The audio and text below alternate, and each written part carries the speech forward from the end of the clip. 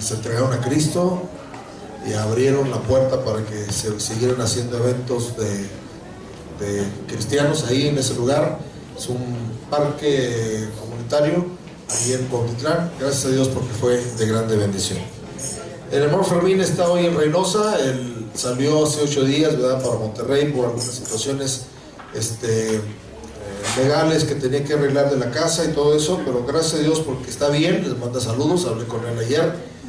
Y pues regresa mañana con la ayuda de Dios, amén. Pero pues nosotros estamos felices de estar aquí este día, porque es el día que hizo el Señor. Nos gozaremos y nos alegraremos en él, amén. Hoy vamos a meditar en la palabra de Dios.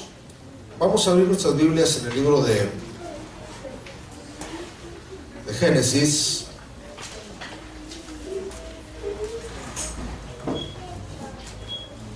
Capítulo 6. Creo que uno de los temas de nuestro tiempo es la violencia. La violencia se está multiplicando de una forma tremenda. Existe la violencia a nivel país, ¿verdad? Y a nivel países, porque también oímos que hay guerras, ¿verdad?, por todos lados, ¿sí? Pero también hay violencia a nivel familiar, ¿verdad? Violencia intrafamiliar. Y la violencia tiene muchas caras, ¿verdad? No solamente hay que pegar para saber que es violento. Aún con las palabras puede uno ser violento. Yo quiero que veamos la situación de la humanidad en Génesis capítulo 6, y vamos a ver del versículo 11 en adelante. Génesis capítulo 6, verso 11 en adelante. ¿Ya lo tienen? Amén. Amén. Dice así la palabra de Dios: y se corrompió la tierra delante de Dios, y estaba la tierra llena de violencia.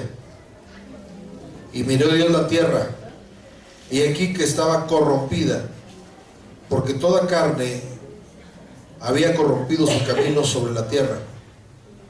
Dijo pues Dios a Noé: he decidido el fin de todo ser, porque la tierra está llena de violencia a causa de ellos. He aquí que yo los destruiré con la tierra. Hazte un arca de madera de gofer, harás aposentos en el arca, y la calafetearás con brea por dentro y por fuera. Vamos a orar. Padre, gracias por esta porción que acabamos de leer. Queremos pedirte que sea tu Espíritu Santo que nos esté dando revelación de ella. Quita todo estorbo de nuestra mente, Padre. Y ayúdanos a mirar con tus ojos como cantábamos, a sentir con tu corazón, a construir un arca para nosotros, Padre. Sabemos, Padre Celestial, que los tiempos que estamos viviendo son semejantes al tiempo de Noé, pero sabemos también la solución. Ayúdanos, Padre, a buscar la solución en nombre de Jesús. Amén. Dice la palabra de Dios en esta porción que acabamos de leer, hermanos, que la tierra estaba llena de violencia a causa de la corrupción. Dice el verso 11 y se corrompió la tierra. Se corrompió la tierra delante de Dios. ¿Qué es la corrupción, hermanos? ¿Qué es la corrupción? La palabra corrupción significa descomposición. Descomposición, nada más se significa. Cuando algo se corrompe, se echa a perder. Se echa a perder, se descompone. Se descomponen los alimentos cuando no se refrigeran o se dejan demasiado tiempo. Se corrompen los herrajes, ¿verdad? El fierro, ¿verdad? Cuando les cae óxido, el fierro se corroe, ¿verdad? Y es un tipo de corrupción que debilita la estructura. Una estructura corrompida, la hay que cambiarla, ¿verdad? Porque pues ya no tiene la fuerza. Pero aquí dice la palabra de Dios, hermanos, que los que se corrompieron fueron los hombres. Dice, verso 12, y miró Dios la tierra, y aquí que estaba corrompida. ¿Por qué? ¿Por qué estaba corrompida, hermanos? Porque toda carne se había corrompido. Entonces no hay peor corrupción que la corrupción de la carne o del ser humano, ¿verdad? Y es la corrupción que trajo la vista de Dios. La vista de Dios. ¿Por qué? Porque las cosas inanimadas no deciden corromperse, ¿verdad? Como los alimentos, como el fierro, como otras cosas, pero el hombre sí tiene la capacidad de decidir si corromperse o no corromperse. Y dice la Biblia, hermanos, que la corrupción del ser humano fue la que trajo la vista de Dios a esta tierra, pero también trajo una reacción de Dios. ¿Cuál fue la reacción de Dios, hermanos? Verso 13. Dijo pues Dios a Noé: he decidido el fin de todo ser. He decidido el fin de todo ser. Y otra vez les dice, porque la tierra está llena de violencia a causa de ellos. Entonces la corrupción lleva a la violencia. México, desgraciadamente, es un país donde en estándares de corrupción tiene un lugar muy alto, ¿verdad? Están corrompidos los gobiernos, está corrompida la sociedad, todo es corrupción. ¿Alguno de ustedes han tenido algún familiar en los reclusorios, por ejemplo? ¿O algún conocido? Es todo justo ahí, todo recto, todo honesto, ¿verdad? Hay una corrupción terrible, ¿verdad? Desde para pasar el alimento, pasar a ver a los familiares, hasta para salir, ahí está corrompido ahí, ¿no? Y no se diga, ¿verdad? Cuando hay dinero, que corrompen a los jueces, corrompen a los abogados, corrompen a todo el mundo, ¿sí? Pero la corrupción llega también a veces a la iglesia. Pero dice la palabra de Dios, hermanos, que el conocimiento de la palabra nos debe de hacer huir de la corrupción que hay en este mundo. ¿Cuál fue la solución que le dio Dios a Noé? Después de haber decidido, dice, yo he decidido el fin de todo ser, porque la tierra está llena de violencia a causa de ellos, y he aquí que yo los destruiré con la tierra. Pero, ¿cuál fue la solución que le dio en el verso 14? Hazte un arca. Le dijo a Noé, hazte un arca. Hermanos, estamos viviendo en tiempos donde los juicios de Dios están cayendo sobre la tierra. Hay una realidad en eso que a veces no queremos ver, pero las señales del fin están eminentes, ¿verdad? Ayer platicaba con Rubén, ¿verdad? Y un amigo, y me decía los jinetes del Apocalipsis, ¿verdad? Que el jinete que se llama el jinete de la muerte es el caballo amarillo, ¿verdad? El caballo amarillo, que es el caballo de la muerte, y que se está manifestando, ¿verdad? Apareció por ahí en un reportaje de televisión, y todo eso está viéndose que todas las cosas se están cumpliendo para el día del fin de este mundo, ¿verdad? Y de la venida de nuestro Señor Jesucristo, obviamente, ¿no?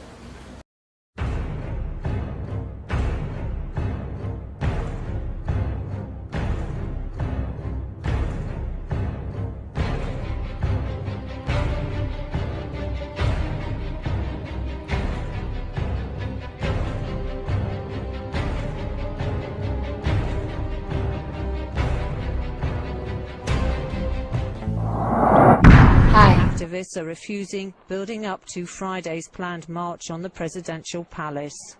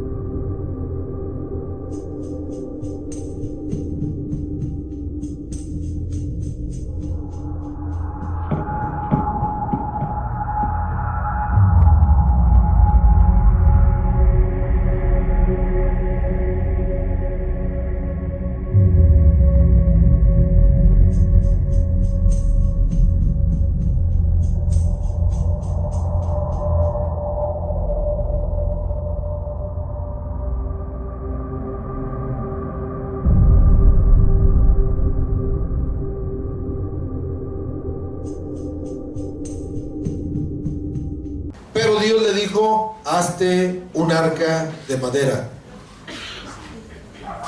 Cuando nosotros estudiamos acerca del arca de Noé, hermanos, vemos que dice la Biblia que cuando Dios decidió destruir el arca, miró vio que solamente Noé vivía justo, ¿verdad? Y entonces le advirtió, le proveyó un medio de salvación. Nosotros estamos orando para que tal vez se detenga la violencia, y tal vez no se detenga porque ya es una señal del fin. Pero cuando caen los juicios de Dios, Dios siempre da una alternativa a su pueblo. Dios siempre da una salida para su pueblo. Cuando Dios decidió dejar caer los juicios de las plagas sobre el pueblo de Egipto, ¿qué proveyó para sus hijos, hermanos? ¿Qué proveyó? Salvación, protección. Cuando cayeron cualquier plaga, hasta la última plaga que fue la plaga de la muerte de los primogénitos, Dios les proveyó que en sus casas pusieran la sangre, ¿verdad? La sangre es figura de la salvación, ¿verdad? Es figura del arca también. Entonces hay una sola salvación, hermanos, para la situación que está viviendo el mundo, que estamos viviendo en México, que está viviendo al mismo interior de las familias, que es la violencia a causa de la corrupción. Vamos a ver Segunda de Pedro, capítulo 1.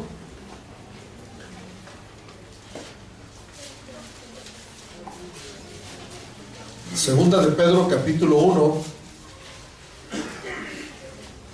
verso 3, dice: como todas las cosas que pertenecen a la vida y a la piedad, nos han sido dadas por su divino poder, mediante el conocimiento de aquel que nos llamó por su gloria y excelencia. Gracias. 4. ¿Qué dice? ¿Alguien lo lee, por favor?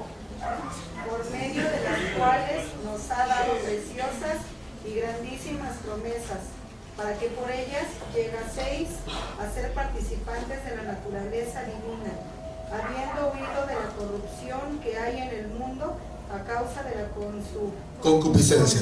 Muy bien. Dice: por medio de las cuales nos ha dado preciosas y grandísimas promesas. Dios ha dado promesas a su pueblo, hermanos. ¿Cuántos se saben el Salmo 91?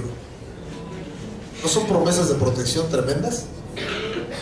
Pues a sus ángeles mandará cerca de ti, que te guarden en todos tus caminos. En las manos te llevará para que tu pie no tropiece en piedra. Caerán 1000 y 10,000 a tu diestra, mas a ti no llegará. ¿Verdad? El que habita al abrigo del Altísimo morará bajo la sombra del Omnipotente. Hay promesas. Dios nos ha dado preciosas y grandísimas promesas. Dice: mediante el conocimiento de Jesucristo, aquel que nos llamó por su gloria y excelencia. Pero dice también: para que por esas promesas llegásemos a ser participantes de la naturaleza divina. Pero para que esa naturaleza divina, que es la presencia de Dios en nosotros, que es la salvación de Jesucristo en nuestras vidas, permanezca, dice que hay que huir, habiendo huido. ¿De qué? De la corrupción que hay en este mundo. Dios está viendo que el mundo está corrompido, ¿sí? Y que está a la mano de cada uno de nosotros corrompernos, ¿verdad? De una otra manera. Pero Él dice que tenemos que huir. No podemos decirle al Señor: Señor, retira de mí la corrupción. Lo que le tenemos que decir: ayúdame a mí a huir de la corrupción. Es diferente, ¿verdad? Es diferente. Porque hay situaciones que Dios respeta, como es el libre albedrío. En el libre albedrío está la decisión que cada uno tome. Entonces, si uno toma la decisión de corromperse, Dios la respeta, pero traerá sus consecuencias. Pero si uno decide huir de la corrupción, entonces tendremos la naturaleza divina y empezaremos a caminar bajo la salvación de Dios. Amén. Construyendo un arca segura para nosotros, un arca segura para su familia, porque también, hermanos, dice la palabra de Dios que Noé entró en el arca junto con sus 3 hijos y sus nueras. 8 personas en total entraron en el arca. Y el 8 en la Biblia, el número 8 en la Biblia representa nuevo inicio. Nuevo inicio. El número 8 representa el nuevo inicio. Entonces Dios les dio una nueva oportunidad. Dios a nosotros nos va a liberar, nos va a sacar, ¿verdad?, de la corrupción que hay en este mundo a través del arrebatamiento de la iglesia, porque Dios va a arrebatar a su iglesia y lo va a esconder, dice, por un tiempo, ¿verdad?, en su presencia. Pero nosotros tenemos que contribuir para que esas promesas, esas preciosas y grandísimas promesas de protección, de bendición, de prosperidad, estén en la vida de nosotros y de nuestras familias a través de la salvación por medio de nuestro Señor Jesucristo. Entonces, hermanos, ¿qué es lo que está produciendo la violencia en esta tierra? La corrupción. Cuando la gente ya se cansa, hermanos, de la prepotencia que hay, entonces empieza a manifestarse, ¿verdad? A manifestarse. Dicen por ahí que el valiente dura hasta que el cobarde quiere. Alguien por favor me ayuda leyendo Job capítulo 35 verso 9, donde dice que la violencia se despierta gracias a la prepotencia de algunas personas que son corruptas, ¿verdad? Job 35, 9. A causa de la multitud de las violencias claman y se lamentan por el poderío de los grandes. Por el poderío de los grandes. El poderío de los grandes no es otra cosa más que la prepotencia, ¿verdad? Y cuando hay prepotencia, entonces la gente se manifiesta. Cuando no le vemos una manera de solucionar problemas en nuestras comunidades, buscamos la violencia. ¿Por qué se levantan los grupos, verdad? Los grupos delictivos, ¿por qué se levantan se amotinan las gentes, verdad? Cuando ya no hay una atención de los funcionarios, cuando uno llega y les dice, mire, está este problema, sí, pues arréglate como puedas, ¿no? Y desgraciadamente despiertan o provocan, por decirlo así, a ira al pueblo, a la gente, provocan a ira a las personas, ¿verdad?, que están siendo afectadas. Pero también, hermanos, todo el fraude, el engaño, la maldad, provoca la ira de la gente. ¿Por qué nuestras comunidades están llenas de ira? Porque hubo tal vez un político que les prometió algo y no les cumplió. ¿Sí? Los engañó. O vino el engaño. Isaías capítulo 3.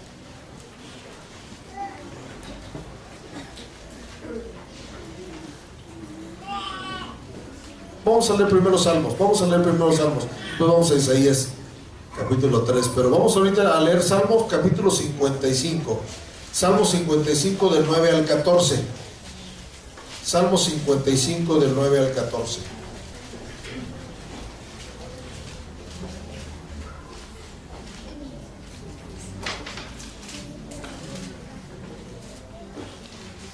Dice la palabra de Dios, Salmo 55 del 9 al 14, de la siguiente manera: Destrúyelos, oh Señor, confunde la lengua de ellos, porque he visto violencia y rencillas en la ciudad. ¿Qué provocó esta violencia y esas rencillas en la ciudad? Día y noche la rodean sobre sus muros, e iniquidad y trabajo hay en medio de ella, maldad hay en medio de ella, y el fraude y el engaño no se apartan de sus plazas. ¿Por qué la violencia? Dice ahí el verso 11, el verso 9, perdón, la violencia y la rencilla entraron a la ciudad por la iniquidad, por el duro trabajo, por la maldad, por el fraude, por el engaño. ¿Existirán esas cosas en nuestra sociedad? Entonces, hay razón para la violencia. La violencia se está desatando gracias a que todas estas manifestaciones de injusticia se están viendo por todas partes.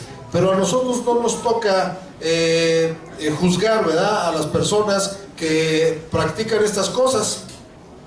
Porque hay gente que maquina, ¿verdad?, que piensa cosas malas. Si usted estudió una carrera, si usted terminó alguna profesión, ustedes saben que todas las profesiones están dirigidas a un propósito. ¿Sabe cuál es ese propósito? Ayudar a la sociedad, a la comunidad. Pero ¿qué pasa? Que cuando ya consiguen su Su título, se ayudan a sí mismos, ¿verdad? Un doctor tiene la encomienda de salvar la vida, ¿verdad? Y hace hasta un juramento, ¿no?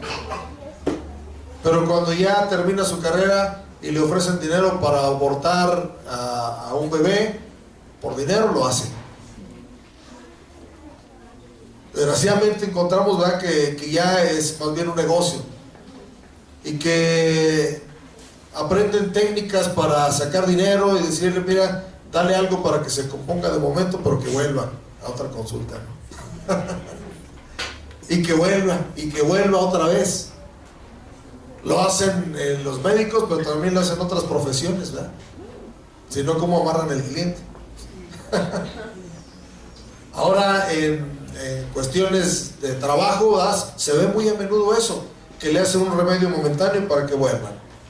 Incluso las industrias, ¿verdad? Las industrias construyen cosas desechables ya, ¿verdad? ¿Para qué? Pues para vender otra vez. Antes fabricaban cosas que duraban un montón. Ahora desde los muebles, ¿verdad?, que los usan, los construyen por fuera muy bonitos, pero sin ninguna buen material, que a la primera se quiebran o se desbaratan, ¿verdad? ¿Para qué? Para que compren otros.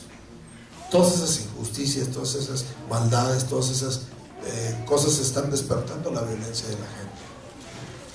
La gente se está violentando por todas esas cosas. Ahí mismo en Salmos, un poquito más adelante, el capítulo 58, verso 2, alguien lo leemos, ¿no?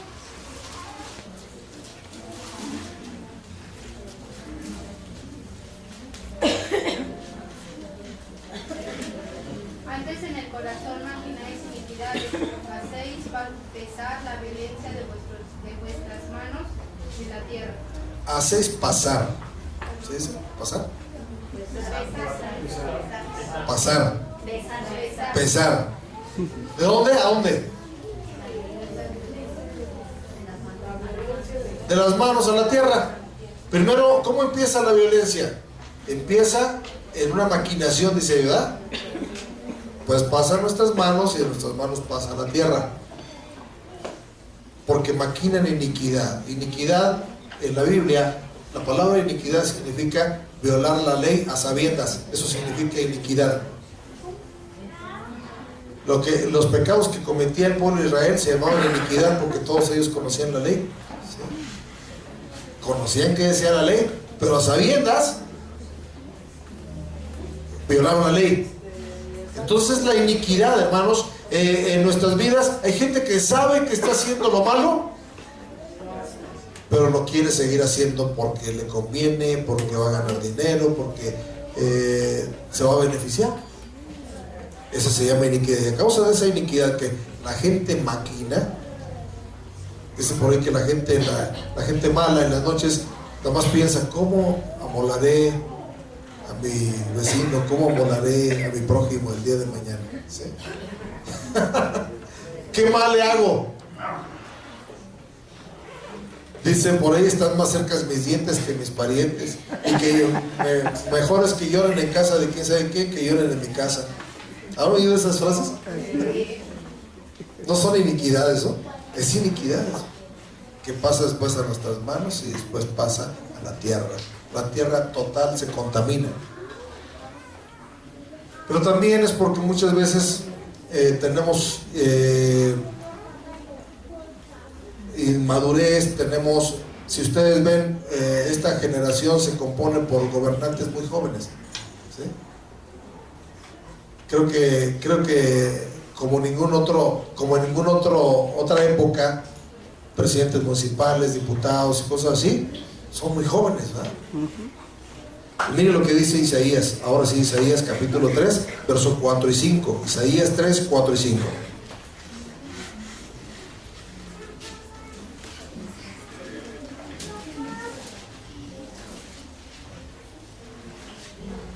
¿Alguien me ayuda leyéndolo, por favor? Dios pondrá jóvenes por príncipes y muchachos serán señores.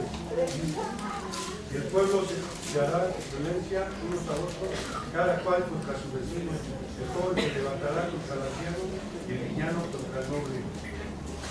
Dice primero que nuestros gobernantes serán jóvenes, ¿verdad? Dice. Pero eso despertará, dice, violencia. Violencia. Y luego los jóvenes se levantarán contra los ancianos. Contra los ancianos. Es una falta de madurez, ¿verdad? A veces en la gente que con un puesto se vuelven prepotentes y entonces abusan, ¿verdad?, de la gente, porque al pueblo de Israel le pasó. Ustedes recuerdan que cuando escogieron líderes jóvenes, ¿verdad?, les pusieron cargas pesadas, cargas muy pesadas, porque la madurez, la gente que tiene ya tiempo, ¿verdad?, es más sensata a veces y es más consciente de cómo tratar a la gente, ¿no? Pero nuestro tiempo se caracteriza porque estamos gobernados por gente muy joven que piensa que con mano dura va a mejorar las cosas, ¿verdad? Pero creo que más bien despierta violencia, ¿no? Y cargándole las manos, cargándole la mano en los impuestos, cargándole la mano en los trabajos, ¿verdad? Si usted es empleado en algún lugar, sabe que algunas de las iniciativas, de las propuestas de leyes nuevas es que trabajen más horas, que les paguen menos, ¿verdad? Hubo una propuesta que se usara como en Estados Unidos, que se pagara por hora, ¿verdad? No sé si la vieron, pero el pago que les iban a dar por hora aquí no se comparaba a lo que se paga en Estados Unidos por una hora, ¿no? Y algunos les dicen, pues tienes que trabajar más horas, ¿no?, por el mismo sueldo. Entonces están despertando violencia, que la gente se irrita por todo eso. Vas a tener que pagar más impuestos, vas a tener que hacer todo eso. Entonces eso provoca, y con una visión, según los jóvenes, ¿verdad?, para mejorar, pero está despertando esa violencia. Pero también dice Santiago, hermanos, que la violencia viene de adentro de nosotros. Santiago capítulo 4 verso 1.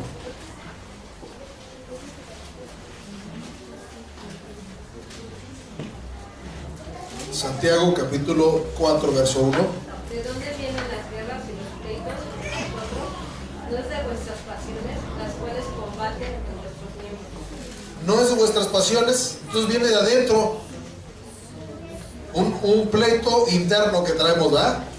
Y que se exterioriza o se van las manos, como decía el versículo ese, ¿verdad? Se van las manos porque hay algo que estamos luchando ahí adentro. ¿De dónde vienen las guerras? ¿De dónde vienen los pleitos entre vosotros? Si no son de vuestras pasiones, porque no hemos podido controlar las pasiones, ¿verdad? Vivimos en tiempo de gente apasionada pero malintencionada, ¿verdad? Cuando la pasión se desborda por cosas que no valen la pena, hay que apasionarnos por Jesús, ¿verdad? Amén. Hay que apasionarnos por Dios, pero no por las cosas de este mundo. ¿Conoce algún apasionado de fútbol, por ejemplo? De las novelas. ¿Qué hacen los apasionados por el fútbol? Wow. Cuando pierde su equipo se alteran y por eso hay pleitos en los estadios, ¿verdad? Sí. Se hace y salen a las calles a hacer pintas y a hacer todos. Cuando se apasionan no saben perder. No saben perder. Hay apasionados por la política, que en nombre de la política matan a muchos porque su partido no ganó, ¿sí? Y empiezan a hacer violencia, sobre todo cuando hay elecciones, ¿verdad? Tiempo de elecciones, siempre va a haber alguien que impugna, siempre va a haber alguien que quiere decir, no fueron legales las elecciones, vamos a hacer otras y si no, les hacemos un plantón, un mitin, una marcha. La inconformidad social. ¿Por qué se amotinan las gentes? Los pueblos piensan cosas vanas, dice el salmista.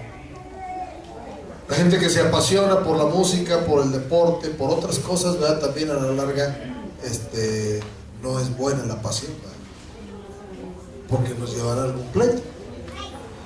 Entonces hay que apasionarnos por Dios. Cuando nosotros, ¿verdad?, decidimos buscar de Dios, buscar la salida. ¿Cuál es la salida, dijimos, para la violencia y la corrupción? Construir un arca. Y el arca es una figura de la salvación. La salvación. Noé con paciencia construyó su arca No sé cuántos de ustedes han pensado, ¿verdad?, en lo que podemos aprender de Noé. Que yo quiero que ahorita veamos. Pero yo quisiera que ustedes se pusieran a pensar qué debemos hacer, qué hacer como cristianos frente a este clima de violencia. ¿Cuál es el papel de nosotros como iglesia? ¿Por qué quise compartirles esto? Porque oí esta semana un comentario de alguien que dijo: ¿y dónde está Dios? ¿Por qué se matan todos, ¿verdad? ¿Y dónde está Dios? ¿Por qué Dios no los detiene? Como que si Dios fuera el culpable. Porque cuando nos pasa algo malo, regularmente el culpable es Dios. Cuando nos pasa algo bueno y vamos prosperando, regularmente somos nosotros. Es que yo soy muy bueno, yo sí le eché muchas ganas, ¿sí? Pero dice la palabra de Dios, hermanos, que culpamos a Dios a veces, ¿verdad? Proverbios capítulo 19, verso 3. Proverbios capítulo 19, verso 3.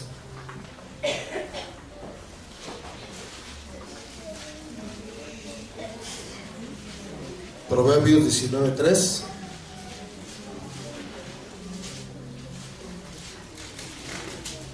La insensatez del hombre tuerce su camino, y luego contra Jehová se irrita su corazón. Muy bien. Dice, uno mismo con su insensatez tuerce su camino, hace cosas malas. Y luego se enoja con Dios. Se enoja con Dios.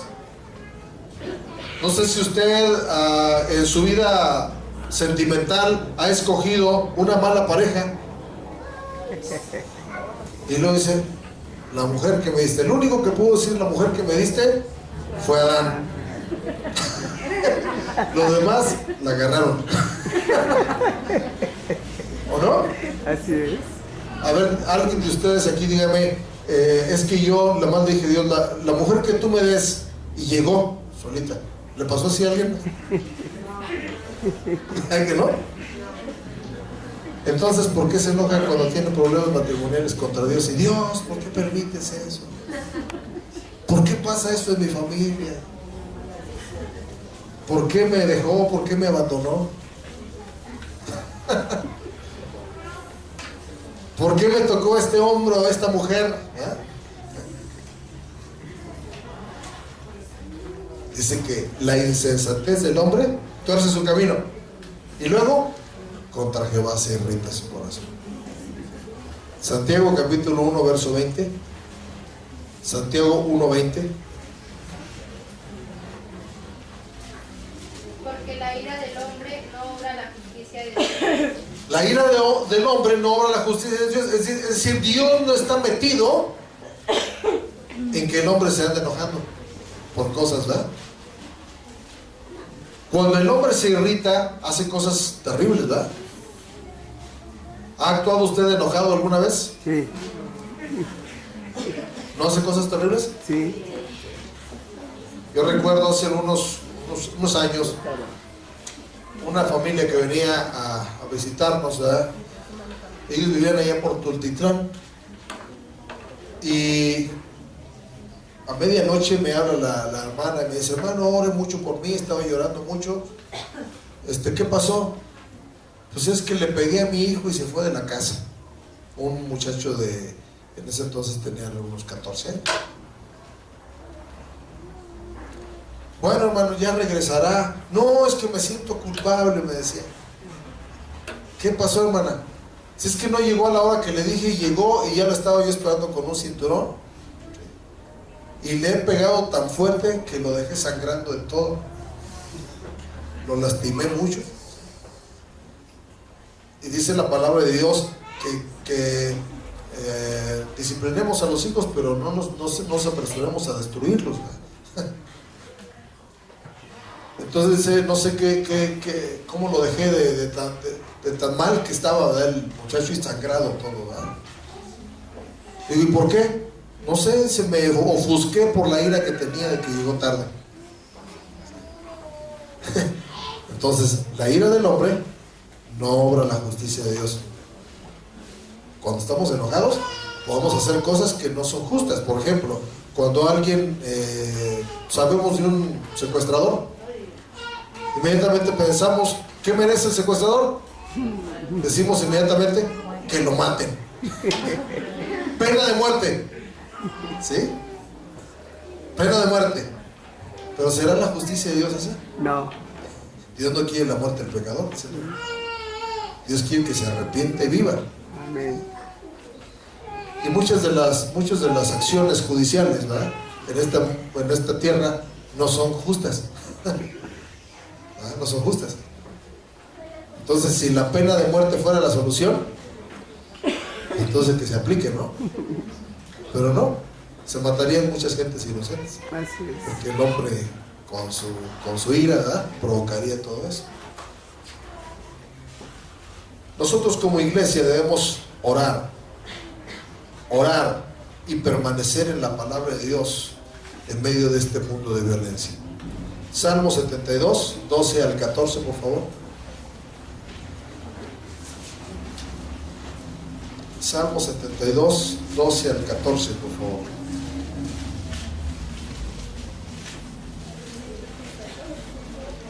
Dice así, Salmo 72, 12 al 14, porque Él librará al menesteroso que clamare, y el afligido que no tuviere quien lo socorra, tendrá misericordia del pobre y del menesteroso, y salvará la vida de los pobres, del engaño y de la violencia, redimirá sus almas, y la sangre de ellos será preciosa ante sus ojos.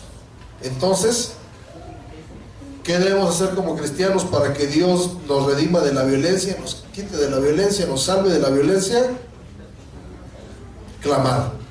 ¿Por qué? Porque Él librará al menesteroso que clame, que ore, que busque de Dios, que traiga delante de Dios su causa. Salmo 119, 134, por favor. Salmo 119, 134. Si alguien lo encuentra, le da lectura, por favor. Salmo 119, 134. Líbrame de la violencia de los hombres y guardaré tus mandamientos. Dice, líbrame de la violencia. Es una oración que hacía el salmista. Entonces la violencia no es de ahora, ¿verdad?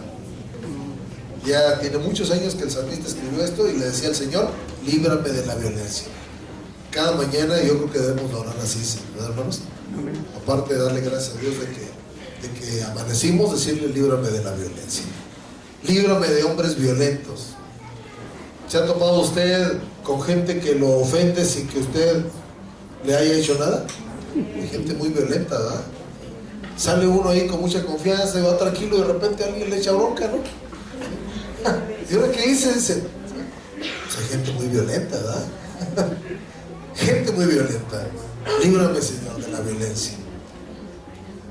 Ahí mismo en el libro de los Salmos, capítulo 18, versos 46 al 48.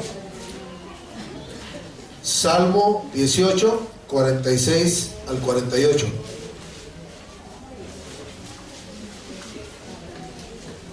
Viva Jehová y bendita sea mi roca. Bendito sea el Dios de mi salvación, el Dios que venga a mis agravios y somete pueblos debajo de mí, el que me libra de mis enemigos y aún me eleva sobre los que me levantan contra mí. Me libraste del varón violento, por tanto yo te confesaré de las naciones, oh Jehová, y cantaré a tu nombre. Muy bien. Qué tremenda porción. Esta porción tiene mucho que ver con la vida que uno lleve en la vida cristiana. Primeramente, que Dios se venga de nuestros enemigos. Usted no tiene que usar violencia contra la gente que le hace daño. Dice la Biblia, dejad lugar a la ira de Dios, porque dijo, mía es la venganza, yo daré el pago. Sí. Él me venga de mis enemigos, pero también dice que me libra de hombres violentos. Dios nos libra, pero tenemos que clamar. Bendito sea el Dios de mi salvación. ¿Sí? Dios es el Dios de nuestra salvación. Dios quiere que nosotros clamemos, oremos, busquemos de Él. Porque la violencia, hermanos, es una señal del fin. Vamos a ver San Mateo 24, 37. San Mateo 24:37.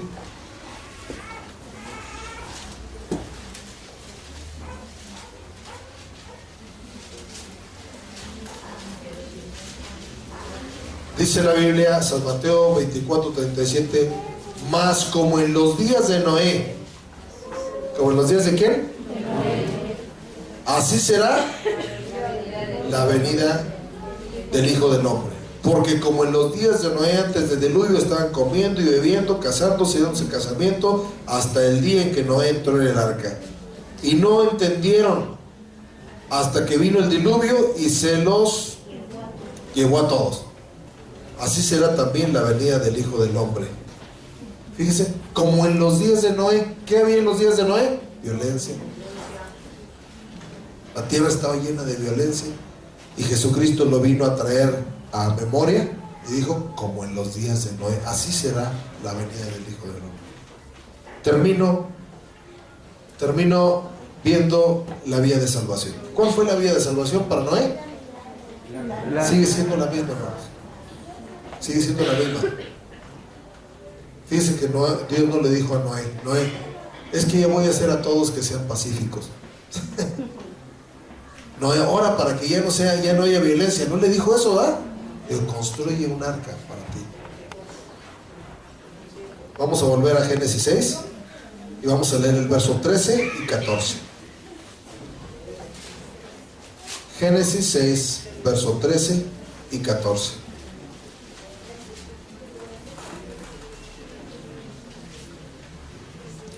Le dijo pues Dios a Noé, he decidido el fin de todo ser, porque la tierra está llena de violencia a causa de ellos. He aquí que yo los destruiré con la tierra. Hazte un arca de madera de gofer, harás aposentos en el arca y la calafatearás con brea por dentro y por fuera. Y de esta manera la harás de 300 codos de la longitud del arca, de 50 codos su anchura y de 30 codos su altura. Una ventana harás al arca y la acabarás, dice, a un codo de elevación por la parte de arriba. Y pondrás la puerta del arca, dice, a su lado, y le harás piso bajo, segundo y tercero.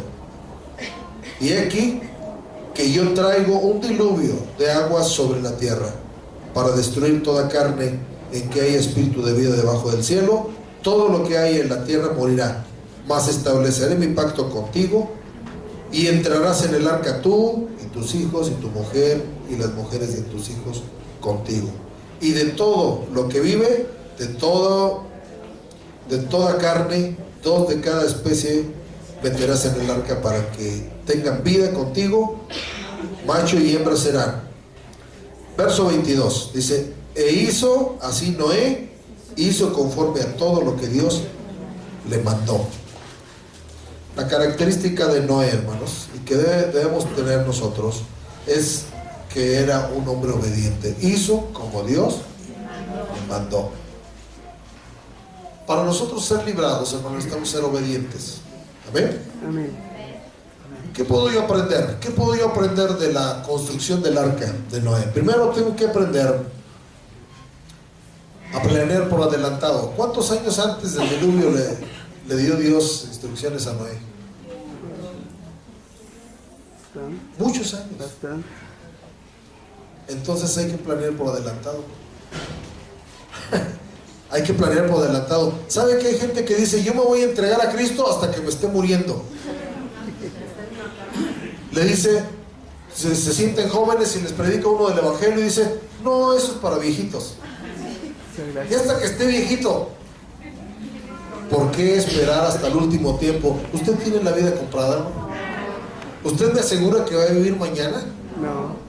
Entonces hay que planear por adelantado. Planear el arca, planear la salvación. No espere hasta que tenga el problema encima. Hay gente que hasta que tiene el problema encima busca solución. ¿Ah? Hay gente que hasta que se enferma busca de Dios. Hasta que tiene problemas matrimoniales busca de Dios. Hasta que le aprieta el zapato, dicen por ahí, busca de Dios. ¿Por qué no buscarlo desde ahorita? ¿Sí? ¿Está usted bien? Gloria a Dios. Así bien, busque a Dios. Planee su arca, el arca de salvación. La segunda cosa que yo aprendo del arca de Noé es que estuvo dispuesto a obedecer. Hizo Noé conforme a lo que Dios le dijo. Cuán difícil es para nosotros a veces obedecer los mandamientos de Dios. Porque a veces nuestros intereses o nuestra carne no nos dejan obedecer nada. ¿Sí? Pero si obedeciéramos, ¿cuántos han leído Deuteronomio 28? Ahí están todas las promesas para los que obedecen. Bendito serás en tu entrar, en tu salir, bendita será tu arteza de amasar, bendito será el fruto de tu vientre, bendito será el fruto de tu trabajo, bendito será todo, bendito serás en la ciudad, bendito serás en el campo, si obedecieres. Hay promesas para la obediencia. Póngase a pensar tantito, hermanos. Si nosotros obedecemos a medias, podríamos morir. ¿Por qué? Porque si Noé no hubiera obedecido todas las instrucciones exactas como Dios se las dijo, les digo que de qué manera le iba a hacer, de qué medidas le iba a hacer, de qué la iba a forrar, ¿verdad? O calafatear, como dicen.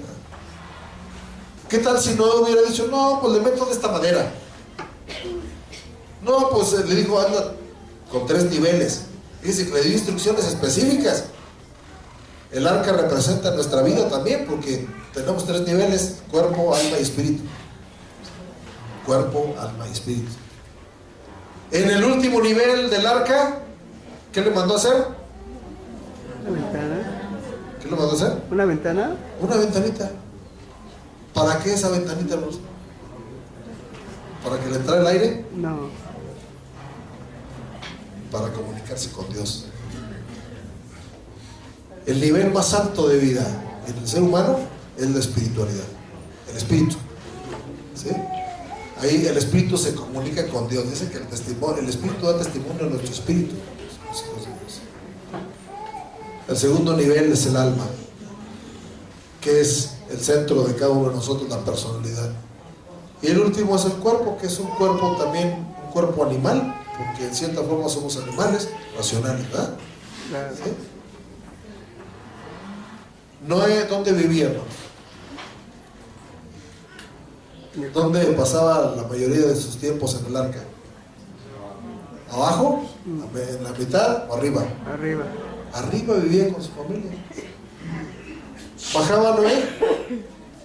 De vez en cuando. Sí, bajaba. Bajaba. En el piso de medio estaban los animales y en el piso de hasta abajo estaban los víveres, ¿verdad? Entonces tenían que bajar por víveres, tenían que bajar a darle de comer a los animales, pero no se quedaba ahí, subía. Noé se enfrentó a críticas. Empezó a construir y todos le empezaron a decir, este está loco. Está loco. Y aparte que estaba construyendo un arca lejos del mar. Y cuando él dijo, es que va a llover, y va a llover fuerte, y nunca había llovido en la tierra. Nunca había llovido. Entonces dijeron, no, pues ese está loco. Eso está loco. Usted, si quiere construir un arca de salvación, va a enfrentarse a críticas. ¿Cómo que amar a tu esposa y ser responsable con tus hijos y todo? Esto es de locos, dicen hoy, ¿verdad? ¿Cómo que perdonar al que te ofendió? Y cómo que hacerle bien a los que te persiguen y todo eso. Eso es de locos. Pero está construyendo el arca, porque está haciendo lo que Dios le mandó. ¿Eh? ¿Cómo que ser honestos en el trabajo? Si todos se roban algo, hombre. ¿Sí? Usted está loco si quiere ser honesto en su trabajo. Y más si quiere ser productivo, ¿verdad? ¿Sí? Porque todos lo van a tildar de que no trabajes tan fuerte, porque aquí trabajamos tranquilito, ¿verdad? Así. Un amigo que estuvo aquí mucho tiempo y ahora vive en Estados Unidos, trabajaba en Pemex, él era ingeniero electricista, y lo mandaron a Lázaro Cárdenas, Michoacán, a las plantas de Pemex allá. Y cada fin de semana les daban viáticos a todos los ingenieros que contrataron para venir a ver a sus familias, les daban viáticos, dinero, ¿verdad? Y resulta que él, como venía nada más a su casa, venía a la iglesia y después se iba, regresaba lo que le sobraba de los viáticos. Es que nada más gasté en esto, está bien, aquí está. No, pues no faltó el tiempo que se juntaron todos los demás ingenieros y hablaron con él. Sí, nos estás amolando, porque nosotros metemos del centro nocturno, que nos fuimos ya a una fiesta, que nos fuimos acá, y tú no. Entonces, o pides igual que nosotros pedimos, o te vamos a echar para afuera. ¿Sí? Porque ahora una persona honesta no cabe en los negocios, ¿verdad? No cabe en las empresas. Al contrario, es criticado, ¿verdad? Sí. Pero no importa que lo critiquen, hermano, construye su arca. Amén. Construye su salvación. ¿Sí? No meta menor material del que Dios le está pidiendo. Amén. No haga menos de lo que Dios está pidiendo, porque si lo obedece a medias también puede fracasar. Construya con paciencia, hermanos. Dice la Biblia que corramos con paciencia la carrera que tenemos por delante. Noé hizo las cosas con calma. ¿Alguien lea otra vez el 14, por favor? 6:14.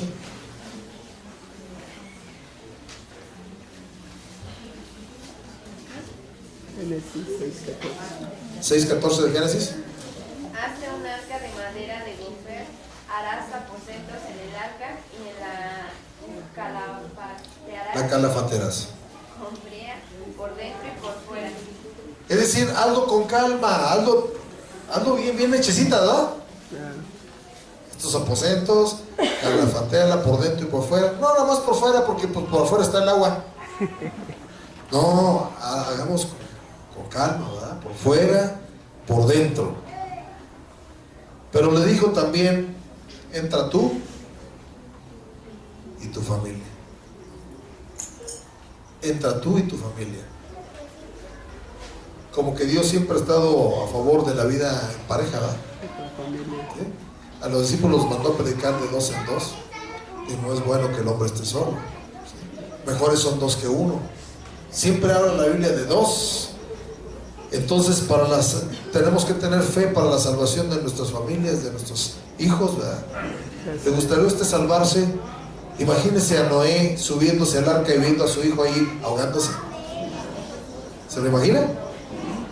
Ahora imagínese usted yendo a la presencia de Dios y viendo a sus hijos yendo al infierno, viendo a su esposa yendo al infierno, o a su esposo, ¿sí? No nos gustaría, ¿verdad? Construyamos nuestra arca para nuestra familia también, hermanos. Después de que Noé obedeció totalmente a Dios, dice la Biblia que hizo un pacto con él. Se fue la tormenta, se fue el agua y vino un arco iris, ¿verdad? Un arco iris. Ay, hermano, eso fue en los días de Noé, dice usted, ¿verdad? Pero Dios ya puso el arco iris precisamente porque ya no va a destruir la tierra con agua. Eso fue el pacto, ¿verdad? Que hizo. Ya no voy a destruir la tierra con agua. Entonces